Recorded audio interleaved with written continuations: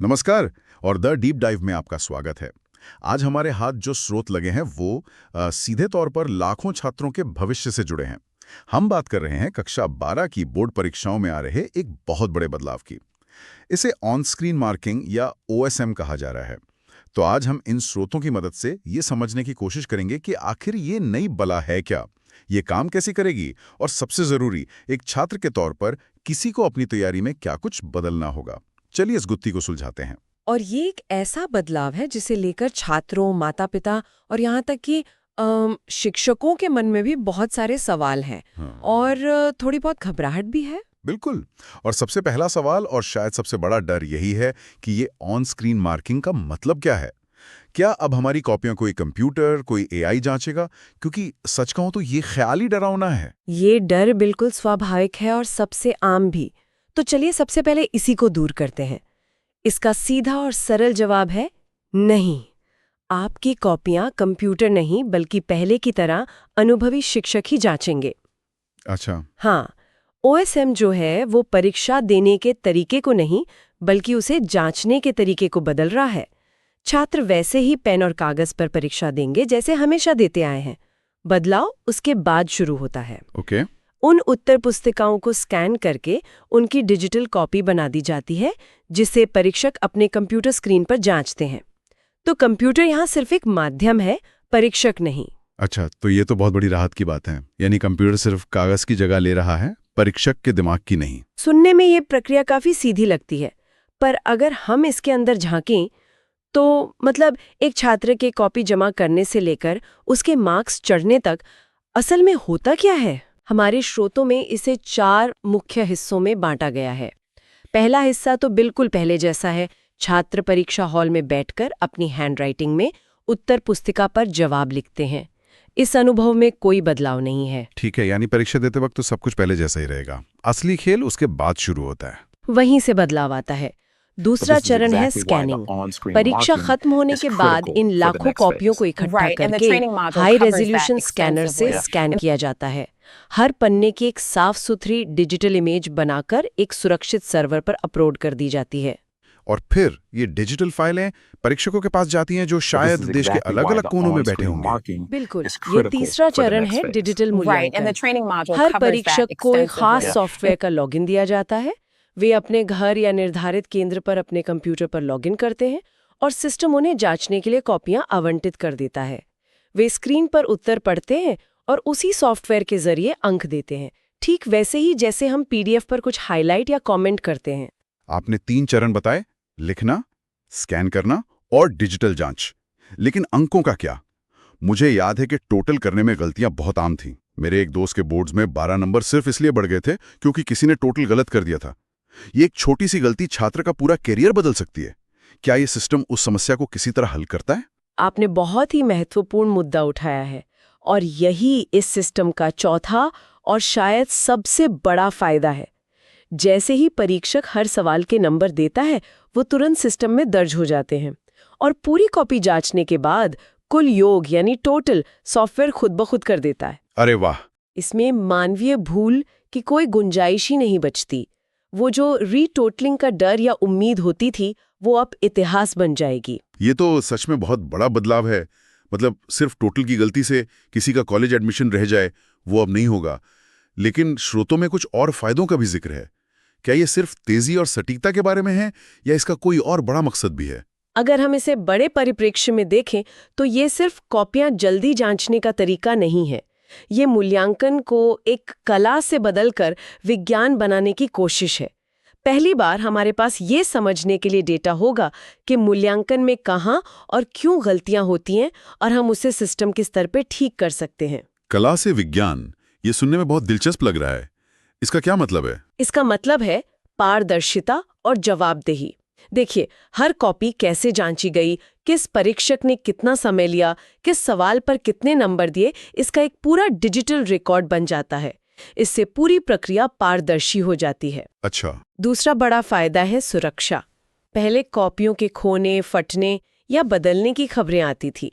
एक बार copy scan हो गई तो वो डिजिटल रूप में हमेशा के लिए सुरक्षित है और तीसरा, जिसकी हमने बात की, सटीकता। और शायद परीक्षकों की निगरानी भी आसान हो जाती होगी। बिल्कुल। सिस्टम ये विश्लेषण कर सकता है कि क्या कोई परीक्षक बहुत उदार या बहुत सख्त मार्किंग कर रहा है, क्या कोई परीक्षक बाकी लोगों के मुकाबले बहुत ज्यादा तेजी से कॉपियां जांच रहा है।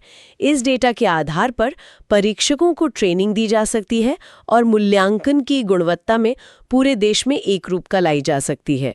तो ये असल में शिक्षा में डेटा आधारित गुणवत्ता नियंत्रण की शुरुआत है। ये सब सुनने में तो बहुत अच्छा और भविष्यवादी लगता है, लेकिन क्या सिक्के का कोई दूसरा पहलू भी है? मतलब क्या इसके कुछ संभावित नुकसान या चुनौतियां भी हैं जिनके बारे में हमें सोचना चाहिए? ये एक बहुत जरूरी सवाल है। हर नई तकनीक के साथ कुछ चुनौतियां आती हैं। सबसे पहली चुनौती मानवीय है। जरा सोचिए, एक परीक्षक जिसे सालों से कागज पर लाल पेन से कॉपी जांचने की आदत है, उसे अब दिन में 8 घंटे स्क्रीन पर देखकर ये काम करना है। इससे आंखों पर जोर पड़ सकता है, जिसे स्क्रीन फटीग कहते हैं, और ये उनकी जांचने की क्षमता और एकाग्रता पर असर डाल सकता है। हाँ, ये तो मैंने सोचा ही नहीं। कागज पर पढ़ना और स्क्रीन पर पढ़ना दोनों में बहुत फर्क है। और टेक्नोलॉजी की पहुंच का क्या हमारे सभी परीक्षक, खासकर जो छोटे शहरों या ग्रामीण इलाकों में हैं, इस तकनीक के साथ सहज होंगे? क्या उनके पास अच्छा इंटरनेट और कंप्यूटर होगा? ये दूसरी बड़ी चुनौती है, जिसे हम डिजिटल डिवाइड कहते हैं। सिस्टम को लागू करने से पहले ये सुनिश्चित करना होगा कि हर परीक्षक के पास जरूरी संसाधन और ट्रेनिंग हो, वरना ये असमानता पैदा कर सकता है। और एक और मनोवैज्ञानिक पहलू है। आपने पारदर्शिता और निगरानी की बात की। हाँ। पारदर्शिता एक अच्छा लक्ष्य है, लेकिन क्या इससे परीक्षकों पर एक तरह का परफॉर्मेंस प्रेशर नहीं बढ़ जाएगा? अगर उनकी हर मार्किंग को मॉनिटर किया जा रहा है, तो क्या वे बहुत ज्यादा सुरक्षित होकर या बहुत सख्ती से मार्किंग नहीं करने लगेंगे? ये तो बहुत ही दिलचस्प नुक्ता है। हो सकता है कि वे रचनात्मक या लीक से हटकर लिखे गए उत्तरों पर अंक देने से डरें, क्योंकि वो समझाना मुश्किल होगा। तो ठीक है, सिस्टम के अपने फायदे और चुनौतियां हैं, लेकिन उस छात्र के नजरिए से सोचते हैं जिसे अगले महीने परीक्षा देनी है। ये सब सुनकर उसके मन में सबसे पहला सवाल यही आएगा कि मुझे अब क्या अलग करना है? क्या मेरी लिखने की आदतें जो सालों से बनी हैं, अब मुझे बदलनी पड़ेंगी? और यही सबसे काम का सवाल है। स्रोतों के अनुसार तैयारी के मूल सिद्धांत तो वही रहेंगे, विषय की गहरी समझ, लेकिन उत्तर लिखने के तरीके में कुछ बातों का ध्यान रखना अब पहले से ज्यादा जरूरी हो गया है। और इन सब का संबंध एक ही चीज से है। आपकी कॉपी अब एक इंसान से पहले एक मशीन यानी स्कैनर से गुजरेगी। तो इसका मतलब हमारी लिखावट अब स्कैनर फ्रेंडली होनी चाहिए। तो ये धारणा कि अब हैंडराइटिंग का कोई महत्व नहीं रहा, पूरी तरह से गलत है। 100% गलत है। बल्कि अब साफ सुथरी और स्पष्ट हैंडराइटिंग का महत्व पहले से कहीं ज्यादा है। सोचिए, जो लिखावट कागज पर पढ़ने में मुश्किल है, वो स्कैन होने के बाद डिजिटल इमेज में और भी अस्पष्ट हो सकती है। अगर अक्षर बहुत छोटे, हल्के या एक दूसरे से चिपके हुए हैं, तो परीक्षक को स्क्रीन पर उसे समझने में बहुत मुश्किल होगी। और अगर परीक्षक आपका लिखा हुआ पढ़ ही नहीं पाएगा, तो वो नंबर किस बात के देगा? बात तो सही है। तो इस स्कैनर फ्रेंडली लिखावट के लिए कोई खास टिप्स हैं, जैसे कौन सा पेन इस्तेमाल करें या ऐसा कुछ? हाँ, स्रोत में कुछ बहुत ही व्यवहारिक सलाह दी गई है। सबसे पहली, गहरे नीले या काले पेन का ही इस्तेमाल करें। ये रंग स्कैनिंग में सबसे अच्छा कॉन्ट्रास्ट देते हैं। अच्छा। हरे, लाल या हल्के नीले रंग के पेन से बचें। दूसरी सलाह है, अक्षरों का आकार सामान्य रखें, ना बहुत बड़ा ना बहुत छोटा। और तीसरी और सबसे जरूरी बात, मार्जिन के बाहर एक शब्द भी ना लिखें। कई बार स्कैनर पेज के किनारों को ठीक से स्कैन नहीं कर पाता। अगर आपने मार्जिन के बाहर कोई जरूरी पॉइंट लिखा है, तो वो कट सकता है और परीक्षक तक पहुंचेगा ही नहीं। ये मार्जिन वाली बात तो बहुत से छात्र नजरअंदाज कर देते होंगे। क्या इसी तरह की कोई और छोटी सी दिखने वाली बात है जिसका अब बड़ा असर पड़ सकता है? बिल्कुल। अगली चीज है प्रश्न संख्या। डिजिटल सिस्टम में परीक्षक के पास ये सुविधा होती है कि वो उत्तरों को किसी भी क्रम में जांच सकता है। ऐसे में अगर आपने हर उत्तर की शुरुआत में प्रश्न संख्या साफ साफ और सही नहीं लिखी है, तो बहुत बड़ा भ्रम पैदा हो सकता है। ये परीक्षक के लिए सिरदर्द बन जाएगा कि ये जवाब आखिर किस सवाल का है। और बेहतर यही है कि जहां तक हो सके उत्तर एक क्रम में ही लिखें। यानी हमें परीक्षक का काम आसान बनाना है, मुश्किल नहीं। ये तो हमेशा से ही सच था, पर अब और भी जरूरी हो गया है। और काटापीटी या ओवरराइटिंग का क्या? हम सब गलतियां करते हैं। गलती करना स्वाभाविक है। लेकिन उसे सुधारने का तरीका अब बदलना होगा। अगर आप किसी शब्द को बहुत ज्यादा घिसकर या काट कर मिटाने की कोशिश करते हैं तो वहां स्याही फैल जाती है। स्कैन होने पर वो जगह एक काले धब्बे जैसी दिखती है, जिससे पढ़ना नामुमकिन हो जाता है। ओहो। सबसे अच्छा तरीका है, अगर कोई गलती हो जाए तो उसे बस एक सीधी रेखा से काट दें और उसके आगे साफ साफ लिख दें। सफाई का महत्व अब दोगुना हो गया है। ठीक है, तो लिखावट साफ हो, पेन सही हो, मार्जिन का ध्यान रखें और काटापीटी ना करें। अब आते हैं उत्तर की बनावट पर। क्या अब भी हेडिंग, सब हेडिंग और पॉइंट्स में लिखने से कोई फर्क पड़ेगा? अब पहले से कहीं ज्यादा फर्क पड़ेगा। जैसा हमने पहले बात की, परीक्षक पहले से ही स्क्रीन देखकर थका हुआ हो सकता है। ऐसे में अगर उसे एक बड़ा सा बिना किसी पैराग्राफ या हेडिंग वाला उत्तर मिलता है तो उसे पढ़ना और उसमें से मुख्य बातें निकालना एक मुश्किल काम होगा। सही बात है। वहीं अगर आपने अपने उत्तर को साफ हेडिंग, सब हेडिंग और बुलेट पॉइंट्स में तोड़ा है तो परीक्षक एक नज़र में आपके जवाब की संरचना को समझ जाता है। इससे उसे ये भी पता चलता है कि आपको विषय की कितनी स्पष्ट समझ है। और डायग्राम या चित्र बनाने के बारे में क्या सलाह है? विज्ञान या अर्थशास्त्र जैसे विषयों में तो ये बहुत जरूरी होता है। उन्हें जरूर बनाना चाहिए, लेकिन 2 शर्तों के साथ। पहला, वो साफ सुथरे हों, और दूसरा, उनकी लेबलिंग ठीक से की गई हो। पेंसिल से बनाए गए चित्र थोड़े गहरे होने चाहिए ताकि स्कैनिंग में हल्के ना पड़ जाएं। एक गंदा या बिना लेबल वाला डायग्राम मदद करने की बजाय परीक्षक को और ज्यादा भ्रमित कर सकता है। बिल्कुल। तो आज की इस पूरी चर्चा को अगर समेटना हो तो सार ये है कि OMR से जांच का तरीका बदल रहा है, परीक्षा में अच्छे अंक लाने का मंत्र नहीं। आपने एकदम सही कहा।